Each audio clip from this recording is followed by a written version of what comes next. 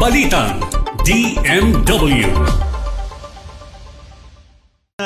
Pagpapaunlad ng serbisyong medikal para sa OFWs sa bansa ay sinalubong ng DMW ang pagdating ng bagong medical center chief ng OFW Hospital na si Dr. Servando Sergio DC Simangan. Opo, at opisyal na nagsimula sa ang kanyang tungkulin pareho nung January 21, 2026 at si Dr. Simangan na bihasa sa vascular surgery at may higit na 34 na taon, nako, bihasang-bihasa nga, ang karanasan sa National Kidney and Transplant Institute.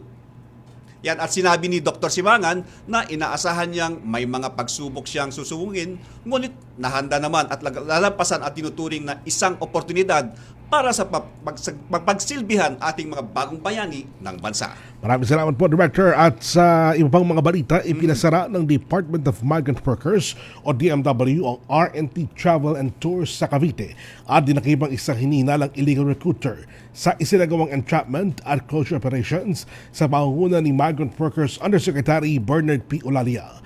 Katuwang rito ang PNP CIDG Cavite sa operasyon nitong January 26, 2026 sa Tanza, Cavite. Kauna ito ng umaring iligal na paghanap ng trabaho sa mga aplikante bilang hotel cleaner at laundry shop worker sa South Korea na may pangakong sahod na 85,000 pesos hanggang 125,000 pesos kada buwan kapalit ng 80,000 pesos na processing fee. Gumagamit umano ang ahensya ng G1 visa na para sa humanitarian o refugee purposes bilang pantakip sa illegal recruitment.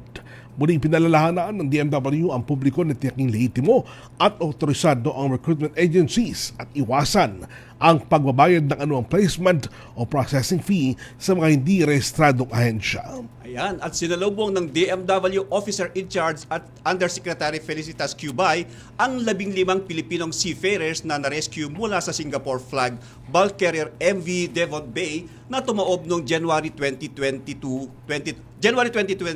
ngayong taong ito sa hilaga ng Baho de Masinloc.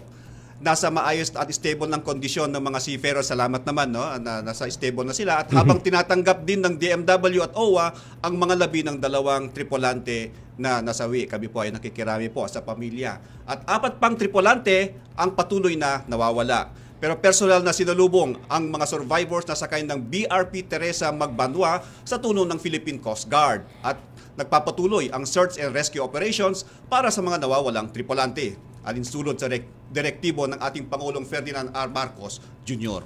Samantala, ating bigyan daan ang may mensahe mula sa ating OFW mula sa Riyadh na si Oliver Cayetano na nag-avail ng serbisyo ng pamahalaan sa isinagawang bagong bayani ng Mundo OFW Serbisyo Caravan sa Riyadh noong November 13, 2025. Narito po, pakinggan natin.